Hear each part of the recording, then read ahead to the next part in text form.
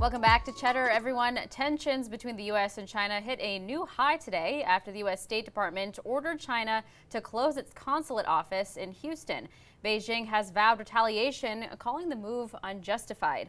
A U.S. statement says the consulate is to shut down, quote, to protect American intellectual property and Americans' private information. Joining me now to break down this new development is Katrina Manson, U.S. Foreign Policy and Defense Correspondent for the Financial Times. Katrina, great to have you here with me today. A huge escalation amid a lot of actions being taken by the Trump administration on China. What do we know so far about why the consulate was ordered to close? We've got scraps of different bits of information.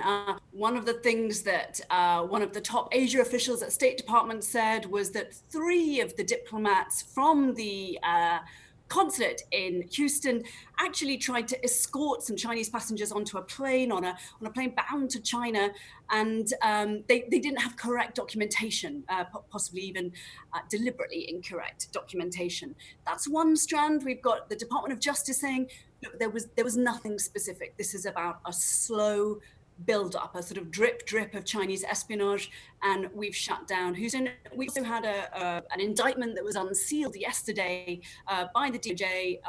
There were 2 Chinese hackers who've spent a decade trying to steal secrets successfully from the US and from European countries, and that most recently they've been targeting none other than coronavirus vaccine research. So there are a number of different things out there. But I think from speaking to people today, it's been very interesting to hear that this is about a concerted fear in the US administration that secrets keep being stolen, keep disappearing, and the US simply hasn't been doing enough to counter it. So this is really the Trump administration saying, enough is enough, and this is their attempt. And they know, of course, there's going to be comeback from the Chinese on this very significant escalation by closing down a consulate. Yeah, Katrina, we were just showing some footage of what appears to be burning documents. This was circulating on Twitter. This is outside of the consulate itself. What are some hypotheses as to what this represents, what this could mean? Well, the US hasn't given information about the timeline that it's given to the consulate to close down, but Beijing has said they were given 72 hours and they have to close by Friday. That means everyone's got to be out and the US is coming in on Friday. So what seems most likely is they are destroying sensitive documents. Now, that doesn't mean that China is guilty of anything. The US would be doing exactly the same thing if the shoe was on the other foot. And it's worth saying that consulates the world over, this is where spies hang out. If the US has consulates in China, which it does, it would be very expected for spies to have a presence there. And likewise in the other Chinese consulates throughout the US, it has 4 other sites in the US. So we shouldn't just be thinking about Houston right now. Katrina, these issues of alleged intellectual property theft have been very closely tied to the trade war and to tariffs on Chinese goods.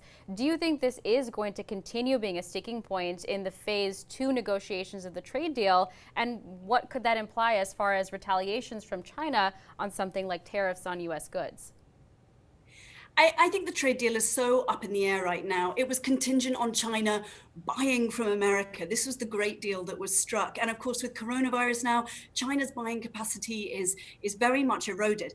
But in terms of sticking points, yes, intellectual property theft is a real concern. We've seen with the huge effort that the US has mounted on Huawei to try and get its allies to step in line with the US position and say no to Huawei, that the US is absolutely not backing down. It's being extremely aggressive. And many people I've spoken to today have started saying the phrase Cold War, that this may be the moment where this becomes an appropriate term. So far, Trump administration officials are talking about competition, long-term competition. They're saying we are not enemies, but increasingly all the moves by the Trump administration look more like the way you might treat an adversary than a friend, for sure.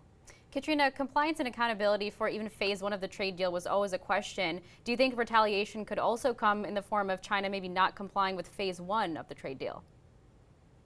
It's obviously possible. I think that would be a huge problem for Trump.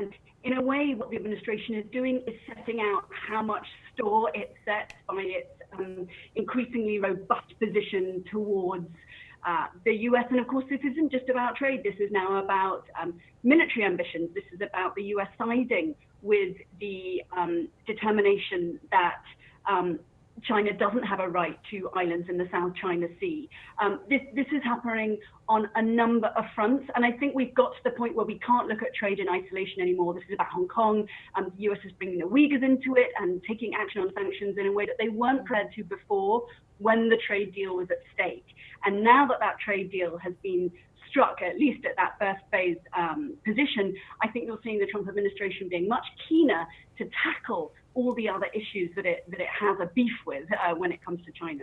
Katrina, there's been, calls for U.S. companies to stop working with Huawei, for example. The idea of TikTok being banned in the U.S. floated as well. Is there a way for the U.S. to get China to comply with a lot of these agreements, whether it's IP theft, tariffs, that sort of thing, without actually impacting the consumer? I just wonder what kinds of impacts we might see as regular consumers of products that do rely on China for supply chain. I think that's exactly the needle that the U.S. is trying to thread. If you look at Jim Risch, the senator in the Senate Foreign Relations Committee, the chairman there, he introduced new legislation today, comprehensive legislation that looks at a number of things on the economic front, on the military front. And his aim is to, he says, educate China. And this is all about a claim that I'm sure won't go across very well in China, but to try and get China to comply with what the US sees as the rules-based economy, to participate in capitalism on terms that everyone will find acceptable. And in that case, your consumer, your buyer will find a space for them, for sure. I don't know that that's going to happen exactly, certainly not in the way that the US wants to see it. And so we're likely to see clash after clash, certainly on the commercial front, on the legal front, that really makes the space harder. And as you mentioned on TikTok, we're seeing that the US is trying to find a group of buyers to take TikTok away from China. And I just don't know that that's going to be the way that you can solve things. I mean, China's in the game. It's here. It's got more than 1 billion people, and trying to find out how to balance these different competing interests and simply find a solution where the US takes over is probably a bit of a tall order. Katrina, great insight. Thank you so much for your time today. That's Katrina Manson, U.S. Foreign Policy and Defense Correspondent for the Financial Times.